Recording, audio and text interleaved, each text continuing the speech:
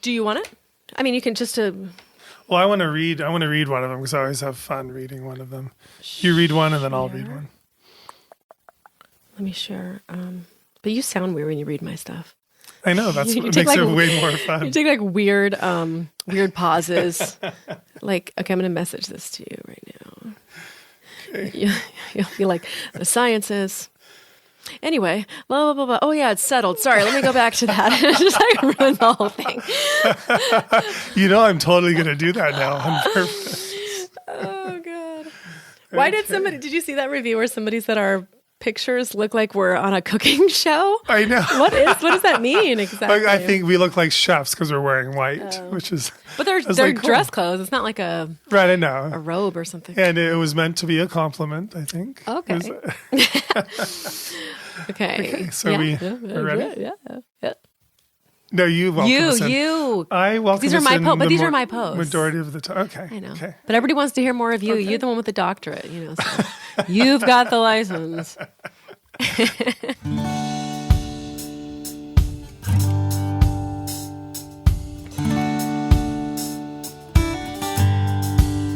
When you open the door for somebody else. Welcome in to the Vaccine Conversation with Melissa and Dr. Bob. It's great to be back. Who are you?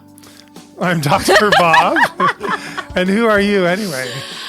Who am I anyway? Why am I here? I was just about to ask that too. But seriously. We did a whole episode answering why you were here. And I think we covered that pretty thoroughly. But I could be sleeping. No, I couldn't. My kids are never... Like Serenity has gotten up at 6:30 every single morning of her life. She has never slept in. So as a result, I always get up early. But we are here early in the morning for you guys just to keep it happening. Yes. Just to keep, why does it say that? Oh, I don't know. Just to keep this conversation happening amongst all of the chaos, we are committed to you guys. Did that link not work?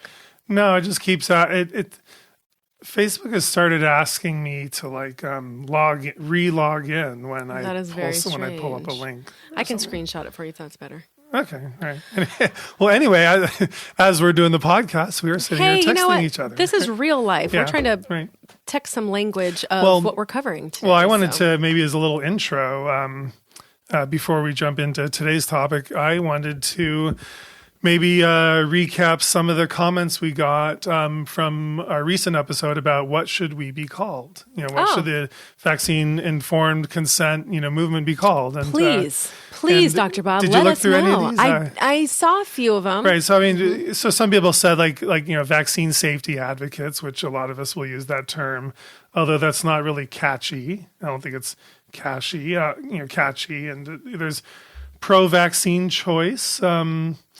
Let's see. And then I think I'll save what I liked for the end. There's ex-vaxxers. Again, that's I'm looking for something positive. As immunity connoisseurs. I like that one. I like the emojis that went with that one. It was like a thing of wine and bread. It just seemed like it was a very fancy thing. Yeah. Laughing. I'm an immunity connoisseur. Yeah. Pro-choice, pro-truth. Wait, you can do your French accent with that one. With the immunity, you can say immunity connoisseur. Ha ha ha. Okay. Please, Dr. Bob, please do it for everyone. It's too early in the morning. It's Saturday in the morning. But it's not their fault that we're doing it early. I'm not going to do everything you asked me to do. You've asked me to do. Oh my gosh, there's so much that you don't do that I ask you to do. Okay, did you guys love the singing? How great was that? That was a few episodes ago. Melissa's like, I didn't hear anything. Your mouth opened and nothing came out. I was just waiting for the responses from everyone. I was expecting, yeah, Dr. Bob, that was fantastic. You did my song justice. I just heard crickets. Pro-choice, pro-truth. Let's see. Blah, blah, blah. Ex-vaxxer, pro-safety, pro-true, informed consent. That's way too long. Pro-vaccine conversation. So anyway, I think podcast. I know what I liked. Educated and vaccinated ex-vaxxer. What I simply liked, I liked vaccine educated. I felt personally was catchy. It's interesting. You don't actually know right away what their stance is. I'm vaccine educated. I think it makes people then ask, well, what does that mean? How are you educated? You are educated. So what did you conclude out of it? I kind of liked it, but I'm still not sure it's the catchiest thing that, we're looking for. Pro something, but I think I have a hard time with anything that uses the word vaccine. Like, I think that word in there is just such a trigger for so many people that it like instantly puts a cloud over the conversation, I think, before even having it. And that's what the media has done. Okay. But the danger in that is like as soon as you say it, somebody turns right off. They get defensive, whatever. Yeah. And so I really like using the word immunity a lot better, discussing immunity and health. Immunity educated. Which is immunity education group. I mean, that's why we went in that direction, right? True. Like, I think that because it's not just about vaccines. You're learning about infectious disease, how your body works. And it's not even just about vaccines in the sense that we have a lot of different medical treatments or medical interventions. If just mentioning vaccines makes it a lot more narrow, I think, than it really is. Okay. That's just for me. I mean, I haven't thought of like the great, term to be utilized either, but I think that medical interventions should be a choice because they have risk. This is what we talk about. And then learning about immunity is crucial because you can't just say, oh, my kid had the documented reaction to these vaccines and therefore we can't continue and then leave it at that. You have to, as a parent, become really educated on each of these diseases, how to treat for them, how to prevent, to do everything that you can in your power. And that's what every parent should be doing. But of course, a lot of the parents who are fully vaccinating their children don't learn that either because they feel like their kid's totally protected. But then, of course, we know that, certain vaccines don't protect everyone and they don't last. And so every parent should sort of know the immunity part of it. And that's why I think that's a positive. So immunity educated or immunity educators. Some word. Yeah. Immunity educator. Interesting. I don't know. Immunity and health. I mean, immunity advocate. Immunity advocate. Immunity educator and advocate for informed consent and health choice and medical freedom. Do you want the acronym for that one? Yes. Okay. It's like IENNBMYSC. Oh, God. Okay, well, thank you. Well, anyway, so thanks for chiming in, everybody. And so we'll see what I love when you guys post comments on the Immunity Education page. So I just posted the one the other day about your hand gestures, that review, which was so funny to me. It would have been a 6-star review if they could have seen your hand gestures. So they just gave it 5. But I thought that was so funny. And then it was so nice because so many people commented on there. Like, I love this podcast. I love you guys are my favorite podcast. And so I was looking at reviews and I'm really shocked how many people find this entertaining. Like, aren't there so many comments about how it's entertaining? Yeah. And I'm thinking like, it really? has to be. I mean, it has to be. I think if people are going to, become part of a podcast and listen, they want the education, but they want the personal connection and they want to laugh. But do you try? And they want to be, kind of entertained. They want to be entertained and shocked and like, oh my gosh, that's kind of, I think it just keeps them listening. And I think it keeps you and I coming back because literally if this was an infectious disease discussion, every single time we just sat here, slumped over our But even in those, we're still kind of laughing. But when I see entertaining, I think more funny. I don't think more like shocking, like somebody gave me something shocking. Right. But do you try to be entertaining for this? I mean, like we're not trying. Don't I succeed? Well, I mean, maybe naturally is what I'm saying. It's not like we sit here and go, how can we be entertaining on this episode? Okay, here's the part you need to be funny. And here's the part we're really just having a conversation that, I mean, I'm a little bit of a goofball, so maybe like that makes it a little more casual. Yeah. But I just think it's funny that people find it entertaining when that was never really. I mean, I was never under the impression that we were trying to make it entertaining. We're just trying to educate and inform people. Yeah, and that's just naturally how we are, I think. I'm just happy that how we naturally are is entertaining. Okay. Because that was not our intention and we weren't trying for that. Right. So I get constantly surprised when I see a review that mentions entertaining. And I'm happy that people still find they're laughing along with us or they're, enjoying this conversation regardless of what the topic is. I think that that's really cool. Yeah. And I have to say, okay, I'm getting a lot of heat because I talk about how these disease episodes are boring. But by the way, everyone, I'm teasing. Okay, this is not like legit. First of all, I've done a lot of the research into infectious diseases along with Dr. Bob to learn, and I'm learning from him as well. And I've done I research a lot of studies and things where I like the technical stuff for sure. And I do think you should feel even more empowered by understanding the individual disease itself.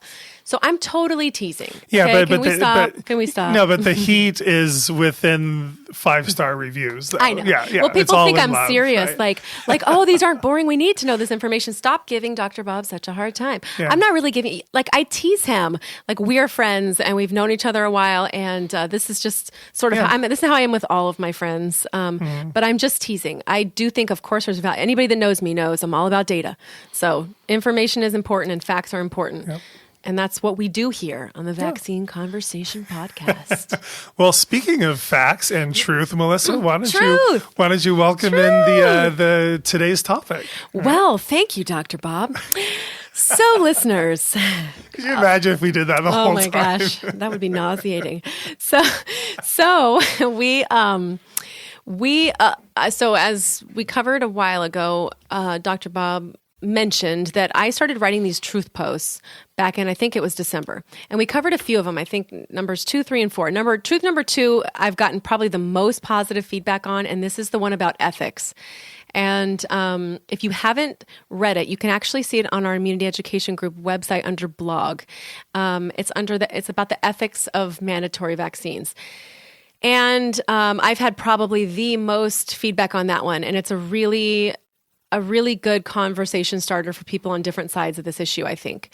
Anyway, that was number 2. We covered number 3 and 4 on another podcast. On another podcast about the flu vaccines and whether or not it really protects you from severe or fatal consequences according to state data. That was 3 and 4. So today we're going to do numbers 5 and 6. And again, you can find these on Facebook in the search bar by typing in hashtag Truth Part 5 or hashtag Truth Part 6. And for those of you who are a little older, a hashtag is the number sign, right? It's where you play tic-tac-toe. Right. So you do number sign, Truth Part 5. Oh my gosh, do you really still call it a number sign? No, I don't, but I'm thinking like people are going to type out hashtag, like the word hashtag. Truth. They totally are. There is nobody listening right now who thinks that would be using a computer. Okay. Well, you're welcome, all you fellow 50-year-olds. And if you're not doing it, then nobody else. They got it. Hashtag. You know what the hashtag is? A pound.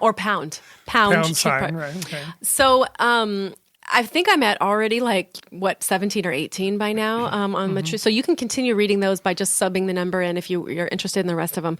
But anyway, Truth Part 5. This one all has to do with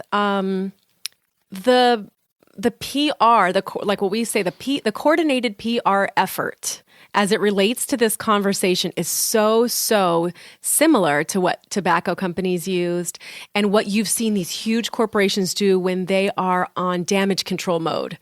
And it's a very, very orchestrated and coordinated effort that is costing them in the hundreds of millions of dollars, no doubt. And I was reading a book about the PR industry.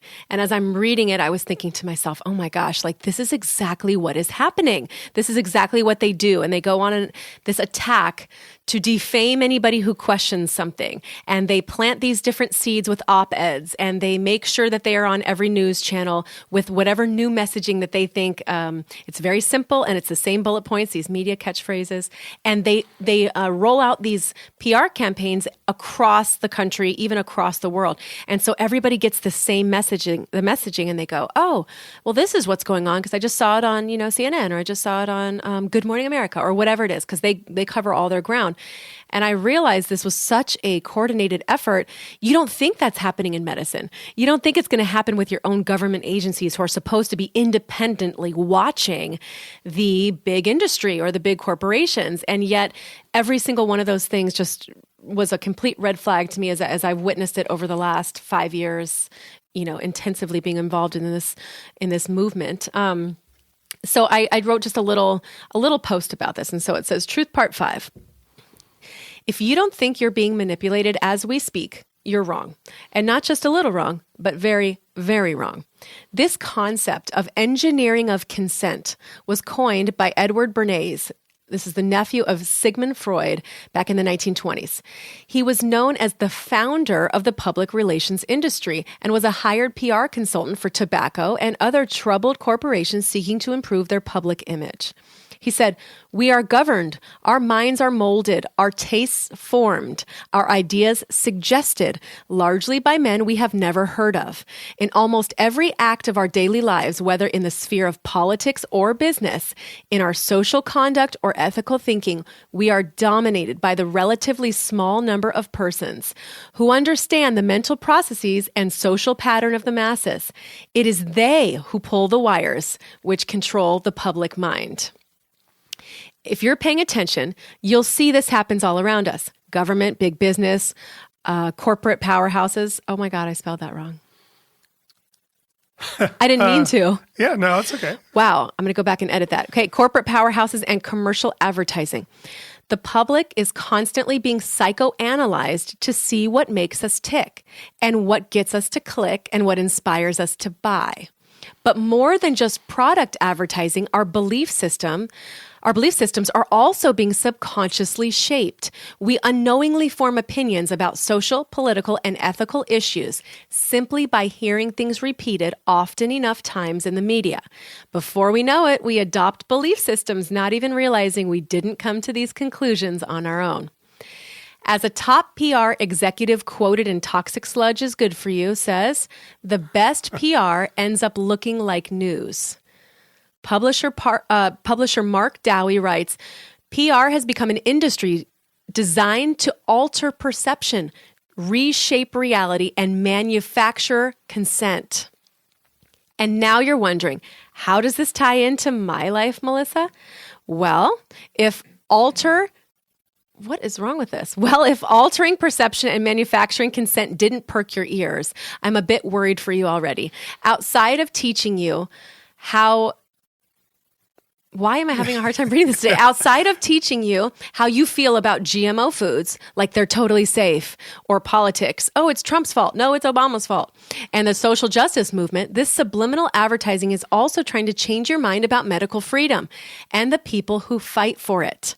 The medical organization at large, including the subsets of the government designed to deal with the medical interventions, FDA, CDC, HHS, HRSA, ACIP, AAP, are 100% guilty of using aggressive PR techniques to specifically shape your beliefs about the vaccine program, how it's safe and effective, and how it's okay to take away the rights of anyone who questions it.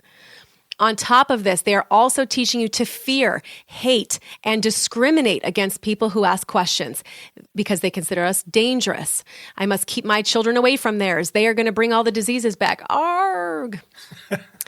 The authors of Toxic Sludge go on to say, the PR industry also orchestrates many of the so-called grassroots citizen campaigns that lobby Washington, state, and local governments. Unlike genuine grassroots movements, however, these industry-generated astroturf movements are controlled by the corporate interests that pay their bills. Deceptive front groups who pretend to be focused on public health and safety. Now where have I heard that before? Slowly but surely, more and more medical interventions are being mandated for children and adults. Before we know it, we won't even understand how we got so far away from maintaining basic human rights. You think I'm exaggerating? Sounds a bit over the top? It's happening already.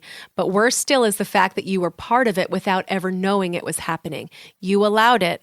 You played right into the hand they dealt.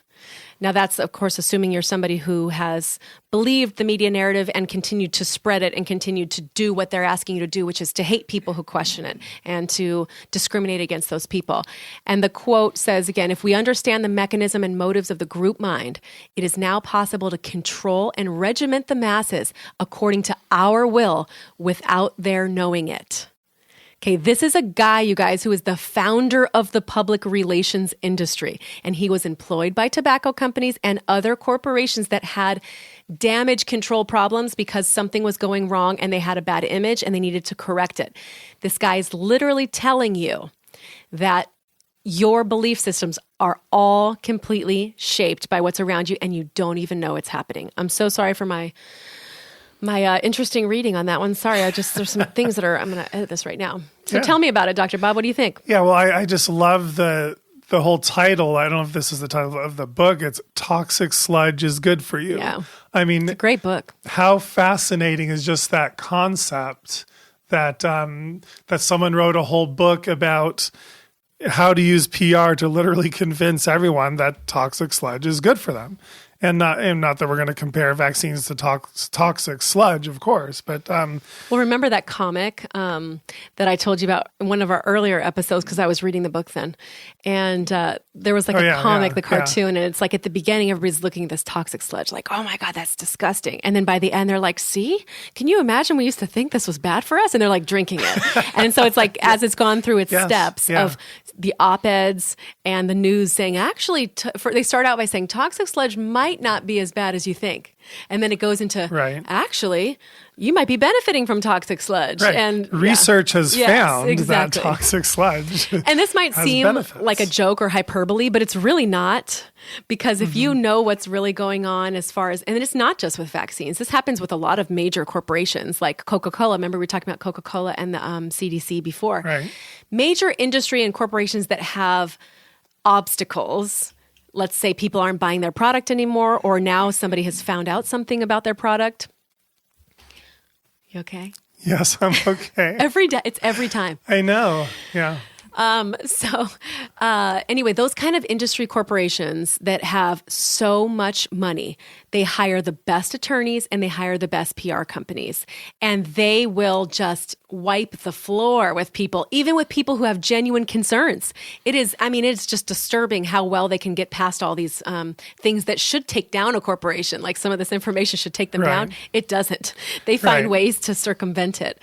And well, what I find interesting in recent PR methods, employed by the ardent pro-mandatory vaccinationists. I'm so happy you're using that term. I know. It's they're not even acknowledging that vaccines contain toxic sludge at all. They're literally. It's not like they're saying, "Oh yeah, there is formaldehyde and there is some mercury still, but that's okay. We've proven it's safe." They're just saying it's germ components and saline. That's actually their kind of PR hashtag now. It's only saline. It's safer than water. You've heard that as well. And so it's interesting that they're not even trying to convince. Excuse me. Jeez. They're not even trying to convince us that the toxic components of vaccines are even safe for us. They're just trying to convince us that it's not even there. I've seen a lot of the discussion of the individual components, and I see that the counter arguments that they put out, like formaldehyde. You always hear the pair comparison. Right. Formaldehyde, you think formaldehyde is dangerous? It's in all these different things you eat. In fact, in one pear, there's more formaldehyde than blah, blah, blah. Or mercury, really, there's this different kind, and it's not really dangerous. It's in the environment and whatever. Or aluminum. Aluminum's not dangerous. There's more in breast milk than, you see people go to these types of arguments where those are the ones that I feel are their damage control. Like they're not ignoring that those things are there. They're trying to make you think those things aren't risky. They look dangerous, but they're not. I've not seen this. They're just saline and antigens anywhere. Well, I think they spent the last 20 years trying to argue how they're just totally safe. But I think recently, in the last 2 years, that we're not seeing that anymore. I am. But maybe it's through social media. Where are you seeing like Peter Hotez, there's just, germ components in saline and a senator has said, vaccines are safer than water. That's just right. Peter Hotez but is just straight up I think lying. they're moving towards that to just straight out lying. Right. Just say, it's just germ components and saline. Isn't that worse? That's so much worse to lie if you know that there are other components in there for a doctor to say. But I think it's a PR message to get in the public mind, like get the masses to believe. Oh yeah, all it is just. But germ you can look components and see. saline. But you can see the list of ingredients. Only the educated people will. Only the people who take that step. Right, but so if I'm somebody who totally believes in the program, and I see Peter Hotez say it's just antigens and saline, and then somebody on social media or my friend or family in real life says, actually, there are a lot of other ingredients in there, and I say, no, Peter Hotez says there isn't, and then that person produces a piece of paper that shows the other ingredients. I think that would be even more damning for my belief system in somebody like Peter Hotez, because I would find out he's lying. To me, it's much more effective for them to claim every one of those things and then try to make it seem like each one of those things isn't risky. But I know what you're saying too, is that they're not really having the best luck with that. Right. But in that article we just did the last podcast on, the person said science has proven that there are no toxic ingredients.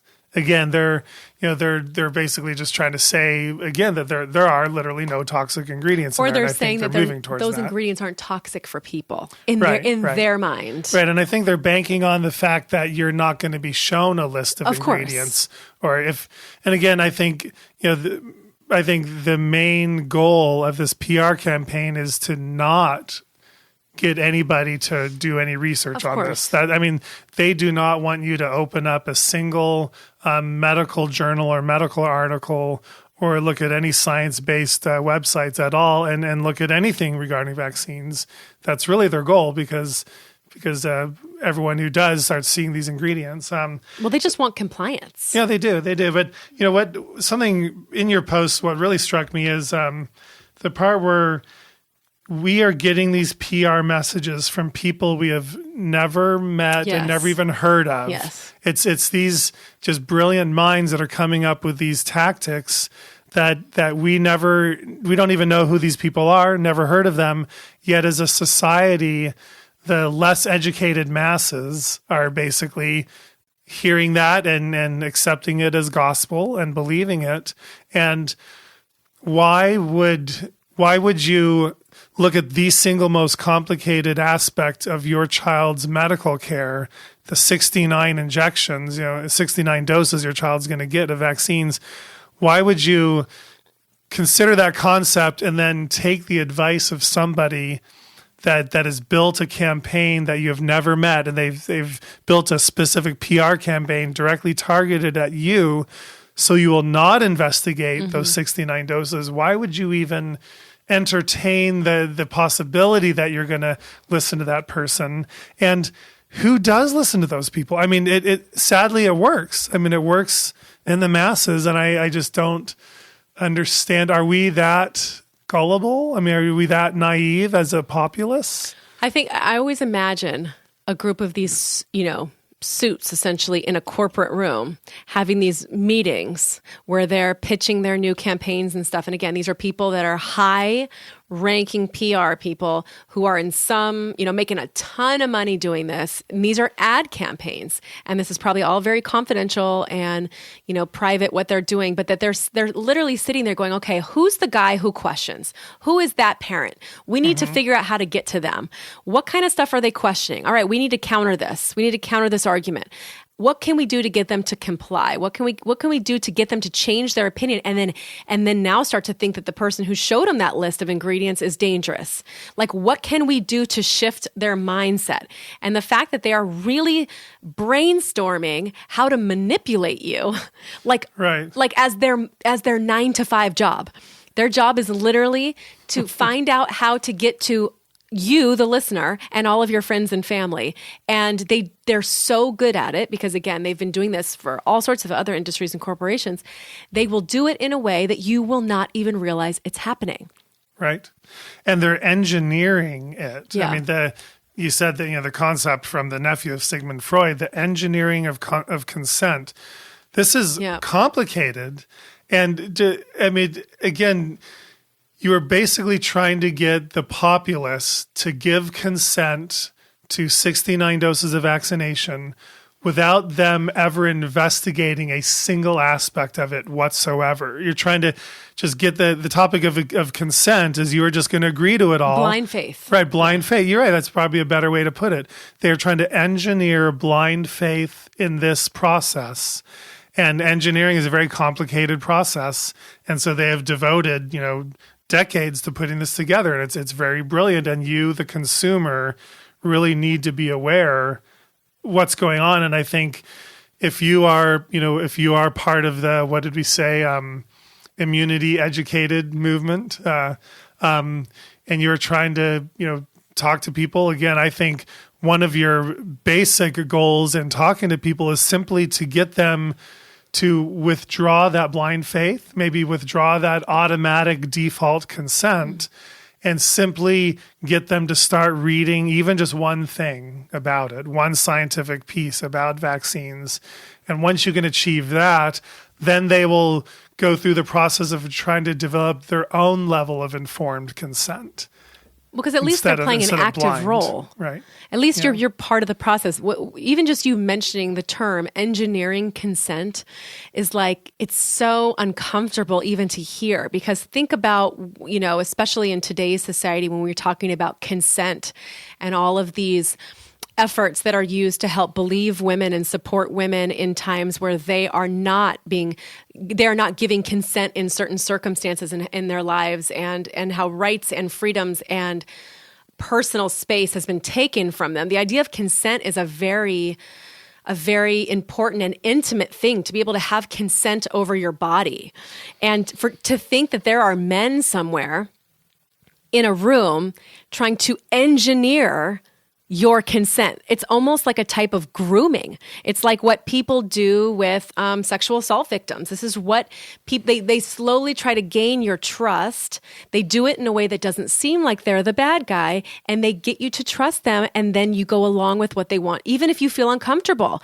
I've heard people message me saying, you know what, my child had this vaccine reaction, and I felt so pressured to continue going because the medical establishment made me feel like, I was wrong and I needed to just trust them. That you find yourself giving away yourself, and you're doing it think about how sick and twisted that really is, that there's somebody trying to say, how can we get them to comply? How do we get them to say yes? How do we get them to just ignore their intuition, ignore their medical history, ignore their child's reaction, ignore the facts of what they've seen? What can we do to manipulate them and make them just join the program? I feel like that is really, really, it's just really uncomfortable for me, because, we value so much our freedoms and our ability to have that kind of active role in deciding to go along with something or not go along with something. And for that to be sort of stripped from you, and they do it very little by little. Yes. Yeah. And I love how you end this with, before we know it, we won't even understand how we got so far away from maintaining basic human rights. And, it all starts just with the simple idea that you don't need consent for vaccination. There's no reason to give informed consent for vaccination. And once the public accepts that, then they can make it mandatory. Then they can make it mandatory even after you've had a severe vaccine reaction. They can make it mandatory after your child's already been injured, because, again, our society has accepted it because we're willing to give our rights away. And I think that's why it's very critical. Even people who vaccinate their kids and who support the vaccination program, even people who follow the entire CDC schedule, I just can't believe that most of those people are also in favor of all of those rights being taken away, and in favor of people who are already vaccine injured should be mandated to continue the vaccination process, because that's the law they're trying to pass in California right now, and the law that they just failed to pass in Colorado. And that's the law they have in West Virginia and Mississippi right now. If you've already been severely vaccine injured, you have to continue vaccination. Unless you died or were severely brain damaged. And so that we can't let this right go. I mean, if we let this level of our medical rights go, then we're just, we're lost. I mean, we've lost so much as a society, and that greatly concerns me. And I just have to say this quote one more time, because I thought it was so good, and I probably botched it when I was reading. It's probably one of the ones I should I read it then? No, definitely not. Okay, so this is the one where he says, this is again the founder of the PR industry that says, "We are governed, our minds are molded, our tastes formed, our ideas suggested." As in, you think you're having this idea, but it's already been suggested to you. So you're having the idea going, oh, here's a good idea. And you don't realize that thing was planted subliminally through this coordinated PR effort. It says, in almost every act of our daily lives, whether it's politics or business, social conduct, which is how we behave in public, how we handle ourselves in public, or ethical thinking, what you think is ethical or not, Every one of those things is dominated by a small number of people. Okay, these are the people who are in control of this PR effort. And these are the people, he says, who understand the social patterns and the mental processes of the masses, meaning you, the public. They understand how your mind works.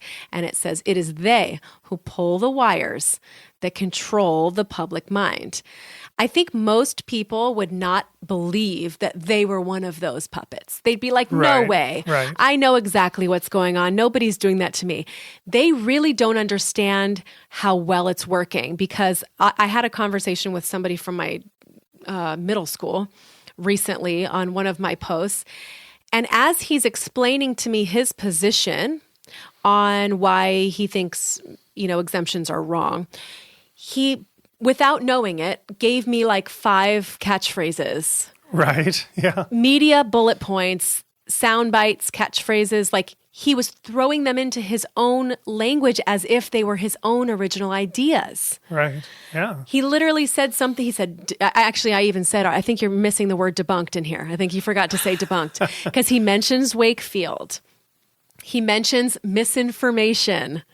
He mentions safe and effective. Yeah, I don't know if he said that, but like everything he was, as I'm reading his comment, I'm thinking to myself, you have no idea that this, what you consider to be an original thought, has actually been formulated by these few people in a room somewhere that got you to say it as if you thought this all on your own.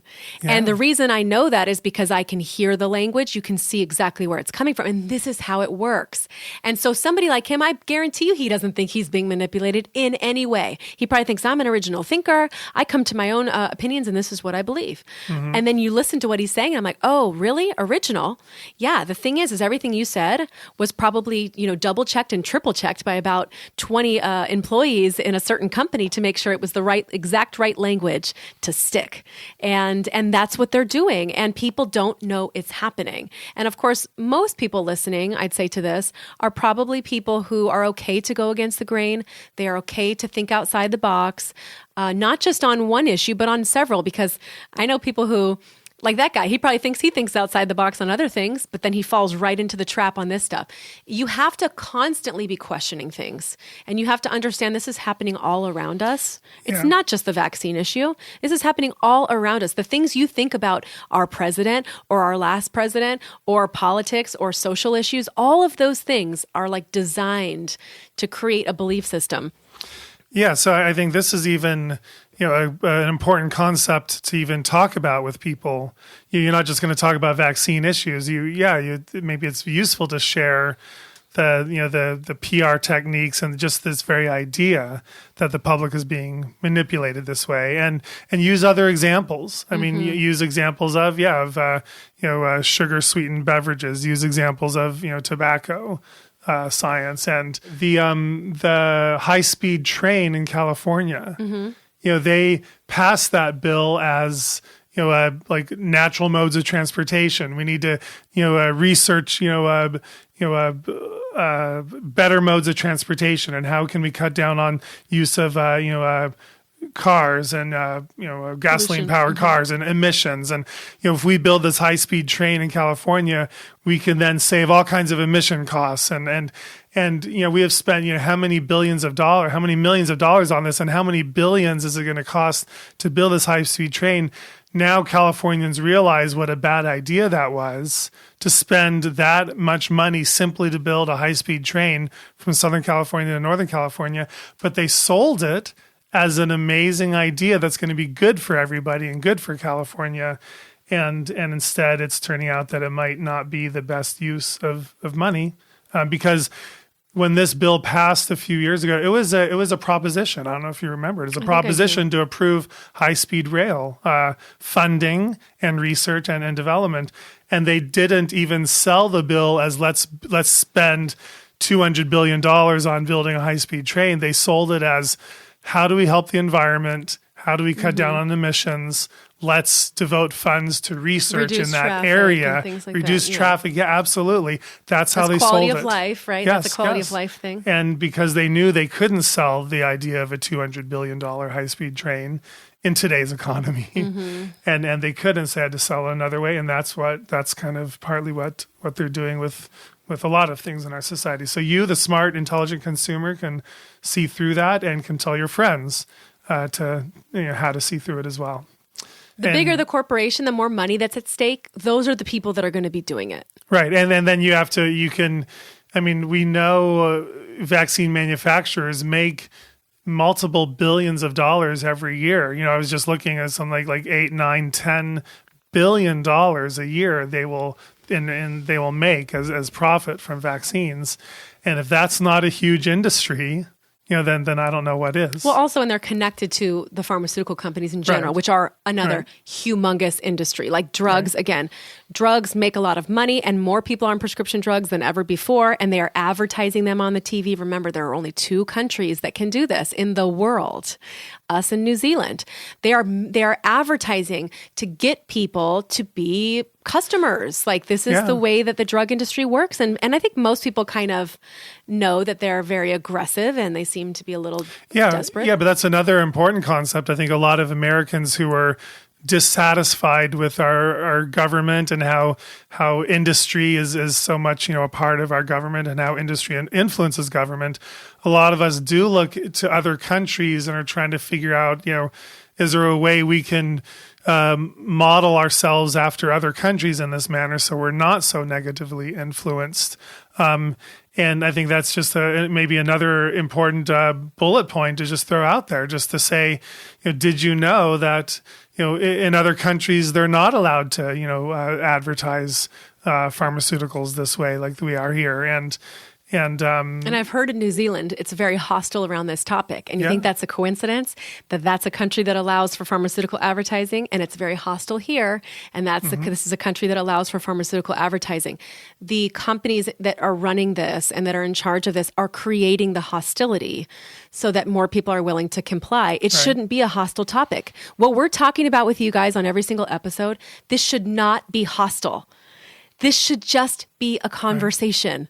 Right. Like, what do you think about this? What do you think about this? Here's what I found out. But it is so not just a conversation. I know. And since we're encouraging everyone now to have this conversation more and more and get out there, get out of your house and talk with your friends and family and neighbors and coworkers, that's becoming more and more and more critical to this, this immunity educated movement or whatever.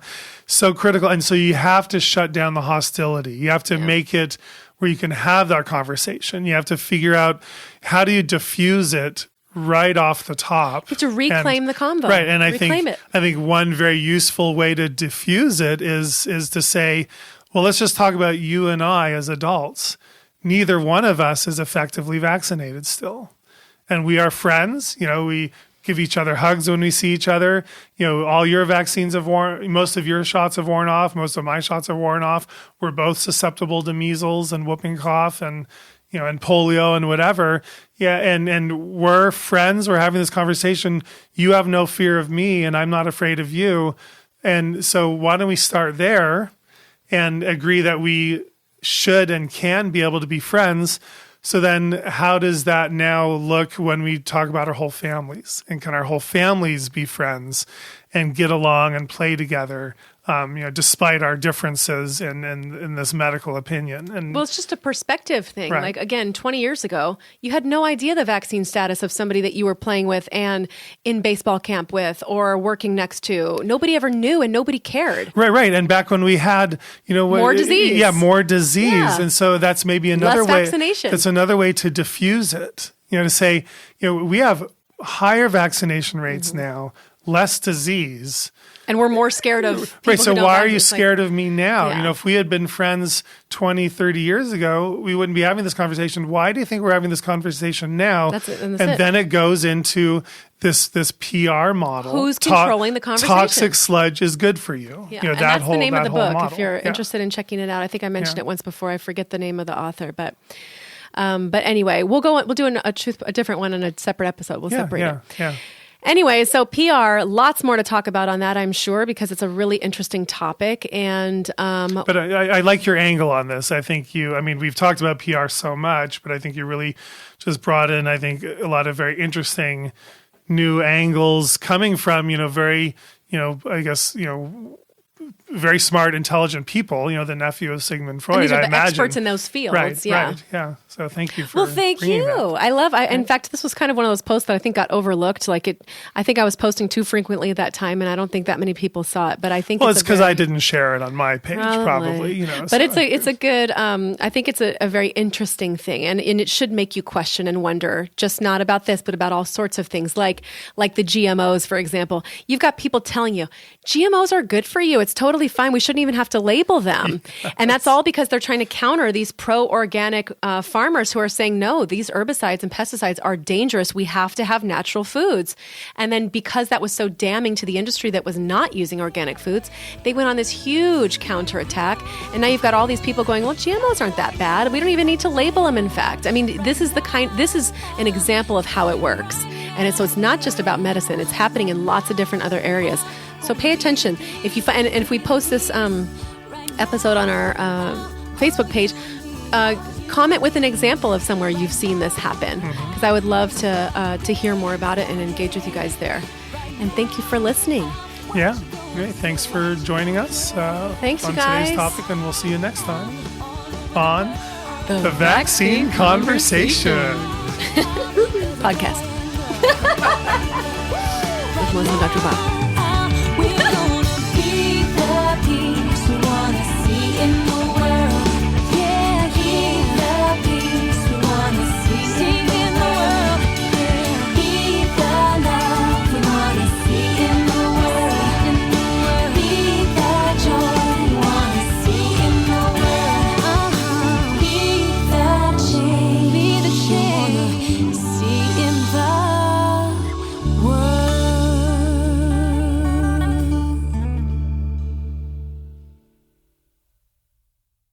The information in this podcast is for entertainment purposes only. It is not intended as medical advice. Always consult your healthcare professional for information on vaccines and infectious diseases.